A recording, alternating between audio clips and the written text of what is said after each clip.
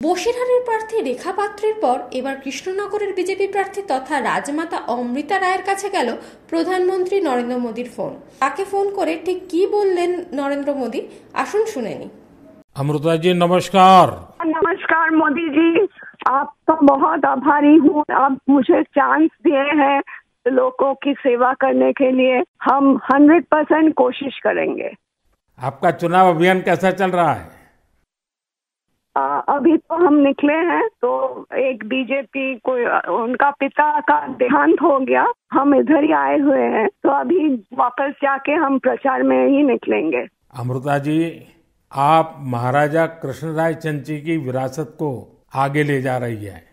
एक बात आपको हम शेयर करना चाहेंगे, हम क्या कह सकते हैं? जी जी जरूर, मुझे अच्छा लगेगा। ये जो महाराजा कृष्णचंद्र का हम फैमिली है, तो उसका भी ये लोग विरोध कर रहे हैं। क्या बोल रहे हैं कि वो ब्रिटिश के साथ साथ दिया था, फिर वो मैंने हम लोगों को गद्दार समझते हैं। क्यों किया वो नहीं बोल रहा है। इतना जमीन दान किया, इतना सब लोगों के लिए किया, भलाई के लिए किया, वो सब नहीं बोल रहे हैं। लेकिन क्या बोल रहे हैं, तो हम बोला कि क्यों किया ऐसा महाराजा कृष्णचंद्र, अगर नहीं करते तो हमारा सनातन धर्म तो पूरा खत्म हो जाता है कि नहीं। तो वो बात है, क्योंकि तब का वो जो नवाब थे सिराजुद्दौला, तो वो तो बहुत अत्याचारी भ्रष्टाचारी थे। तो उसीलिए उन्होंने तो अकेला नहीं किया, बहुत सारे राजाओं के मिलन हुआ, उसके बाद सभी ने किया।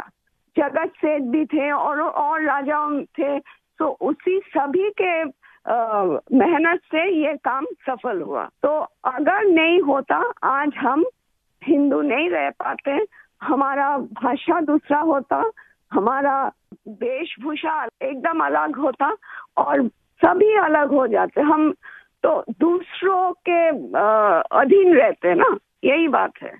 अमृता जी, बचपन में हमारे यहाँ हम लोगों को जो पढ़ाया जाता था, उसमें कृष्णचंद्र राय की समाज सुधार का काम, बंगाल के विकास का काम, बंगाल के विकास के मॉडल, ये सब सुनने को मिलता था बचपन में।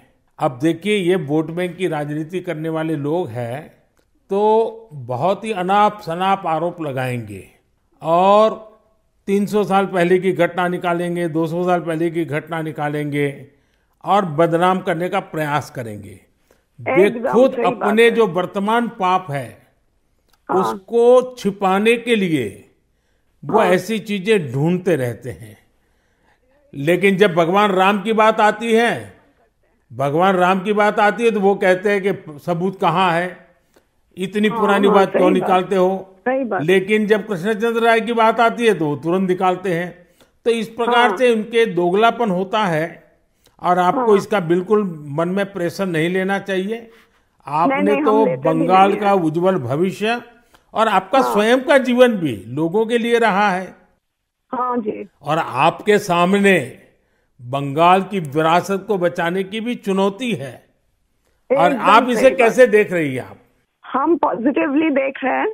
हमारा लड़ाई जो है लोगों का सेवा के लिए है, करप्शन हटाने के लिए है और वंचित लोगों के उपकार में आने के लिए है। आपने देखा होगा इन दिनों लड़ाई 2 खेमों में बट गई है। एकदम। एक हमारा खेमा है जो इस देश से भ्रष्टाचार को मिटाने के लिए कदम उठा रहा है, और दूसरा हमारे सामने वाला खेमा है, वो भ्रष्टाचारियों को बचाने के लिए इकट्ठे होना, एक दूसरे को बचाने के लिए लड़ाई लड़ना, आरोप करना, और जिन्होंने पहले खुद ने आरोप किए थे वो भी उनको बचाने में लग गए हैं। यानी उनके लिए देश उनकी प्राथमिकता नहीं है, सत्ता ही उनकी प्राथमिकता है।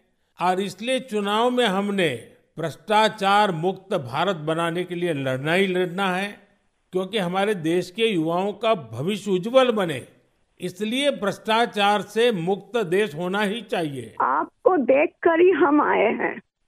जी अमृता जी, मैं बहुत आपका आभारी हूँ, क्योंकि हमारी टोली को आपने जब ये बताया तो मुझे जरूर लगा कि मुझे एक बार आपसे बात करनी चाहिए। अमृता जी, बंगाल के अन्य इलाकों की तरह हाँ जी। कृष्णा नगर में भी बीजेपी को बहुत उम्मीद के नजर से देखा जाता है। अब आप वहां लोगों से मिल रही हैं, आपको भी लोगों का उत्साह उमंग फील होता होगा। बहुत जनों ने बोला उन लोगों का डीए अटक गया। बहुत जनों ने बोला स्कूल में भर्ती कराने के लिए लाखों का पैसा चाहिए। बहुत जनों ने बोला हमको बोला था कि घर देंगे, नहीं दिया। तो क्या बोले इसको। अमृता जी, मैं आपको एक बात बताता हूँ। हाँ जी। मैं एक लीगल एडवाइस ले रहा हूँ। हाँ, प्लीज बोलिए। हमने बंगाल में ये ईडी वालों ने करीब 3,000 करोड़ रुपया इनका अटैच किया हुआ है। अब ये पैसा गरीब आदमी का पैसा है। किसी ने शिक्षक होने के लिए पैसा दिया, किसी ने क्लार्क होने के लिए पैसा दिया। वो सभी लोग जानते हैं। वो एकदम फेडअप हो गया, एकदम हाल छोड़ दिया। हम जो देख रहे हैं टीएमसी के ऊपर बहुत लोग नाराज है क्योंकि ये सब बहुत अत्याचार हो रहा है। तो मैं जो लीगल एडवाइस ले रहा हूँ, तो मेरी इच्छा ये है, अगर मुझे लीगल एडवाइस मिलेगी तो नई सरकार बनते ही जो भी कानूनी प्रावधान करना पड़ेगा, कुछ नियम बनाने पड़ेंगे, तो मैं ये जो 3,000 करोड़ रुपया है, जो गरीब लोगों का पैसा है, और जिसने इस प्रकार का पैसा रिश्वत में दिया है, उन सबको मैं वापस पैसा करना चाहता हूं। तो आप पब्लिक में जरूर बताइए कि मोदी जी से मेरी फोन पर बात हुई है और उन्होंने कहा है कि बंगाल के लोग विश्वास करें कि जो 3,000 करोड़ रुपया ईडी ने अटैच किया हुआ है, वो 3,000 करोड़ रुपया गरीबों का पैसा है बंगाल के, और वो उनको वापस देने के लिए कोई न कोई रास्ता मैं खोजूंगा। ये जरूर बताइए आप लोगों को। हम बोलेंगे। अमृता जी, पूरे बंगाल में बड़ी संख्या में लोग बीजेपी के साथ आ रहे हैं। जब आप क्षेत्र के लोगों से बात करती है, वो क्या बात करते हैं? अपनी अपेक्षाएं आपको बताते हैं क्या? हाँ, बताते तो हैं। आपके कामों पे हमारा भरोसा है, ये सब बताते हैं। और हम पूछते हैं कि महुआ मैत्रो का क्या होगा, बोलो उसको तो जेल ही जाना है। अच्छा, लोग बोलते हैं। हाँ जी। अच्छा, ये मोदी की गारंटी को लेकर आपके लोकसभा के क्षेत्र में लोगों तक बात पहुंची है? हाँ, हम तो बोले हैं। तो बोला मोदी जी की तरह हमारा भी गारंटी है, हम जरूर कोशिश करेंगे आपका सेवा में आने का। अमृता जी, मुझे बहुत अच्छा लगा आपसे बात कर करके, और मुझे विश्वास है कि आप विजयी होकर के आपके परिवार की जो बंगाल की सेवा करने की परंपरा रही है, उस परंपरा को आप आगे बढ़ाएगी।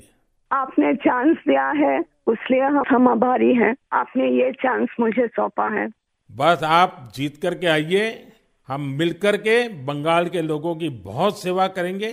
और आप भी जीतने के बाद पहले 100 दिन में कृष्णनगर में क्या करना है, उसका पूरा काम निकाल के रखिए। मैं पूरी तरह आपके साथ खड़ा रहूंगा, और उसमें से जो भी काम भारत सरकार को करने होंगे, वो तुरंत कराने का हम प्रयास करेंगे। आपका आशीर्वाद मुझे चाहिए बस जनता का आशीर्वाद हम सबको चाहिए। जनता का आशीर्वाद ही हमारी सबसे बड़ी ताकत है। लेकिन आप मुझे गाइड करिए, ये हमारा रिक्वेस्ट है। नहीं, बिल्कुल हम संपर्क में रहेंगे, और मेरी आपको बहुत शुभकामनाएं हैं। बहुत बहुत धन्यवाद जी। नमस्कार।